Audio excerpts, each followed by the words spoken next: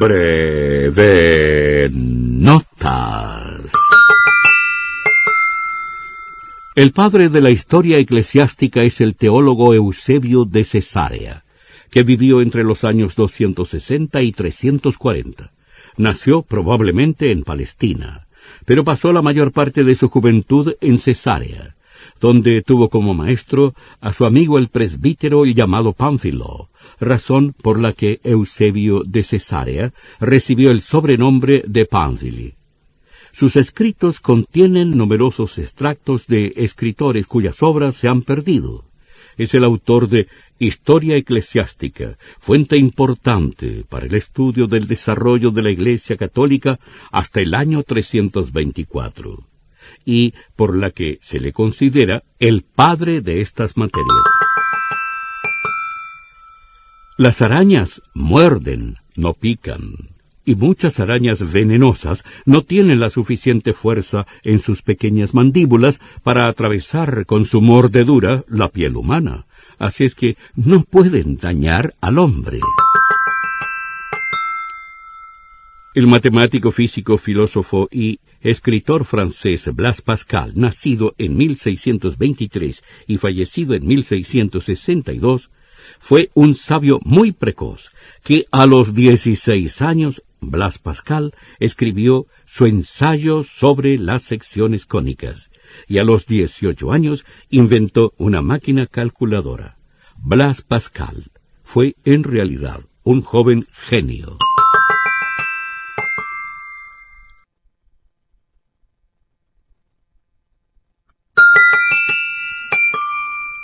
A sabiendas de que se trataba de una de las arañas más feroces del mundo, el aracnólogo W. O. Berg acercó un dedo a la viuda negra, que se defendió con el eficaz mordisco que todos esperaban. 2 horas después, con el dedo necrosado, el autoexperimentador se debatía entre la vida y la muerte, en medio de convulsiones, fiebre y dolores insoportables en el brazo entero. Ingresado a cuidados intensivos, se le aplicó el incoloro líquido que contenía un frasco.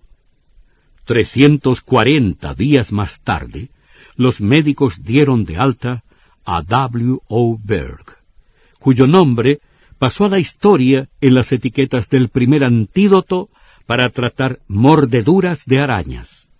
W. O. Berg ya se había dejado él morder por otros arácnidos, porque esta era su profesión, y se hizo famoso como el primer humano que había vencido a la temible viuda negra. Corría el año 1923. Los concursos de belleza son muy antiguos. Tenían lugar ya en las ciudades griegas, siglos antes de Cristo, y se llamaban calisteas. Por ignorancia hoy ningún concurso de belleza lleva este lindo nombre de calistea. La sangre representa en estado normal la 13ª parte aproximadamente de nuestro peso. Con 70 kilos de peso, una persona tiene más o menos 5,5 kilos de sangre en su cuerpo.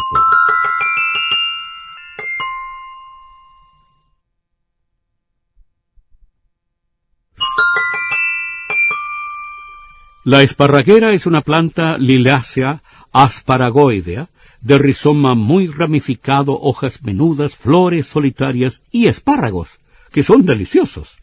Tallos rectos y comestibles que se dan en primavera y que se cuidan y resguardan a medida que crecen para que se conserven blanquitos y tiernos en los cultivos esparragueros, que contienen de estos vegetales de varias especies, siendo la mayoría para beneficiar los espárragos comestibles y otras para adorno. La esparraguera es una planta del hemisferio oriental y comprende unas 150 variedades. El que comemos es el Asparagus officinalis, que se usa como alimento desde hace muchísimos años, como que desde la época de los griegos goza el espárrago de gran reputación como planta alimenticia y deliciosa. Los nombres propios no se pluralizan. No se puede decir los Juanes, sino simplemente los Juan. Tampoco se puede decir los sábados, solo los sábado, sin S final. Y otra cosa, no se dice las onces, con una S al final, sino que simplemente las 11. 11 es un número, no tiene plural. Va después de 10 y antes de 12. El 11, o las 11 letras de la palabra aguardiente, que originó la costumbre de tomar un tentempié en ese horario. La primera descripción de la viruela la hizo Ra-Sés, médico persa, el año 932.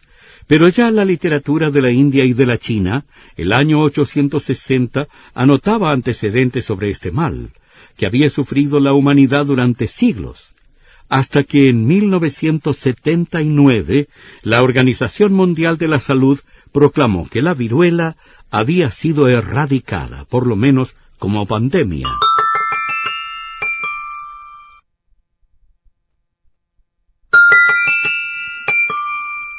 Existen en Holanda o Países Bajos más de 30 instituciones dedicadas a la investigación agrícola, en especial sobre floricultura, pues las flores hacen de Holanda el primer país exportador de este rubro en el mundo.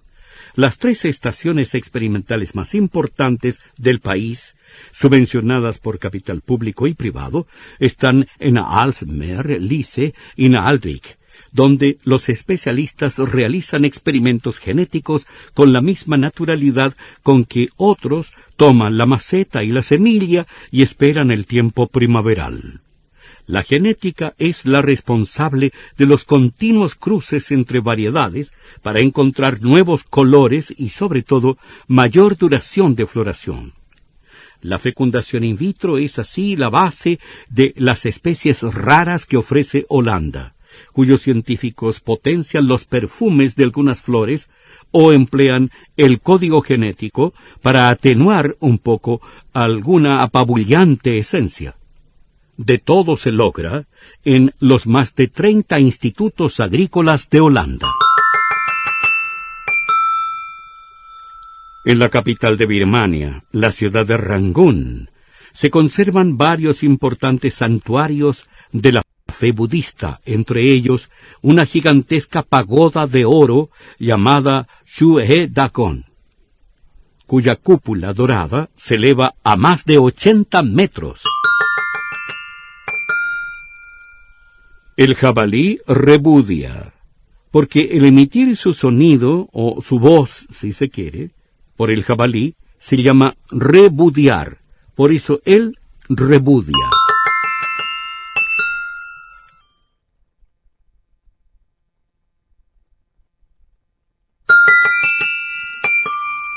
El paraguas nació siendo quitasol o sombrilla. Así fue empleado primitivamente en Egipto, en Grecia y en Bizancio, para protegerse del sol. En el siglo XVI empezó a ser utilizado en Europa para resguardarse de la lluvia, presentándose definitivamente como paraguas. Claro que sin tela, sino que fabricado con piel animal muy untada en grasa, para que corriera por ella bien el agua. Luego al género, cuando lo tuvo, también se le agregaron materiales aceitosos con el mismo fin. Y en Inglaterra, donde el paraguas es una prenda de la tenida del gentleman, el primero que lo llevó fue el filántropo Jonas Hengway, de quien se mofó muchísimo la gente, por andar justamente con paraguas por allá por el año 1750. La fruta preferida por los estadounidenses es el plátano. 200 millones de personas comen cada año en los Estados Unidos alrededor de 10,5 kilos de plátanos per cápita, estableciendo un fuerte trabajo para los cultivadores, los transportadores y la comercialización. Más o menos 150,000 personas trabajan en esto, tanto en América del Norte como en Sudamérica y también en el Caribe. En México, en vez de fulano o sutano, se dice campatedije, Campa te dije, para referirse a alguien cuyo nombre se ignora o se calla en México. Campa te dije.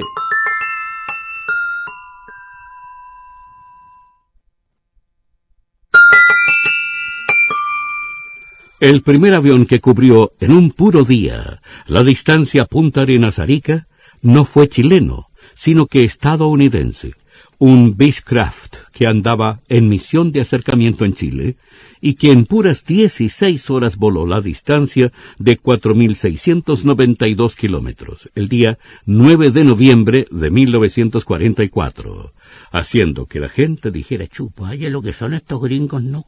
Piloteó el coronel Paul T. Henley, acompañado del capitán chileno Enrique Flores. Hicieron escalas en Los Ángeles y Santiago. Nuestro planeta, la Tierra, está casi totalmente anegado, ya que solo el 29% de su corteza sobresale de los océanos y mares, que forman una capa de agua de más de 3 kilómetros de espesor. En la capital de Guyana, la ciudad de Georgetown, existe una tumba que en su parte superior lleva una tapa de grueso vidrio transparente, a través del cual se puede ver el cadáver que contiene, que es del presidente Forbes Burnham, cuyos restos fueron sometidos a un largo proceso de embalsamamiento y momificación para poder quedar allí en permanente exhibición en su propia tumba.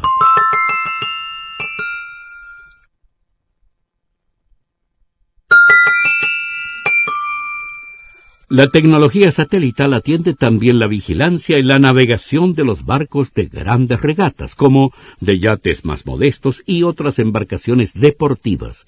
Es un servicio especial para veleros.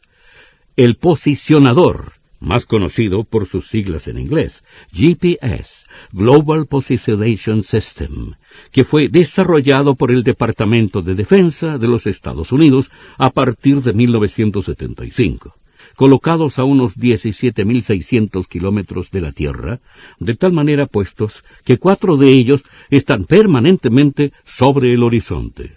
Tanto los satélites como los receptores emiten señales de radio continuas y codificadas idénticamente, proporcionando latitud, longitud y altura del lugar donde el barco se encuentra. Así el navegante de hoy no se guía por las estrellas, sino que por estos satélites, otras estrellas, digamos. Los seres humanos más sensibles pueden detectar la dulzura de una solución de 1 parte en 200 de agua. Claro que algunas polillas y mariposas son capaces de descubrir lo dulce cuando la relación es de 1 parte en 300.000. 7 días antes que los hermanos Wright volaran por primera vez en una nave más pesada que el aire en 1903, un editorial del The New York Times decía: «El tiempo y el dinero gastados en los experimentos de naves aéreas son un despilfarro».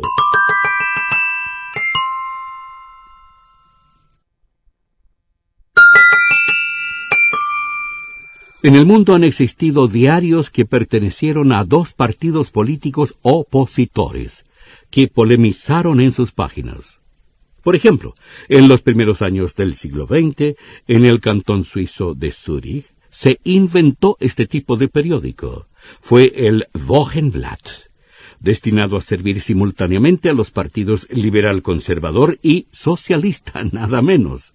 Siendo ambos igualmente pobres y por ende incapaces de sostener cada uno por su cuenta un diario, unieron esfuerzos para editar el Wochenblatt, vocero oficial de ambos. Las páginas primera y segunda eran liberal-conservadoras y las tercera y cuarta socialistas. Sus polémicas fueron apasionadísimas y hasta con intercambio de denuestos.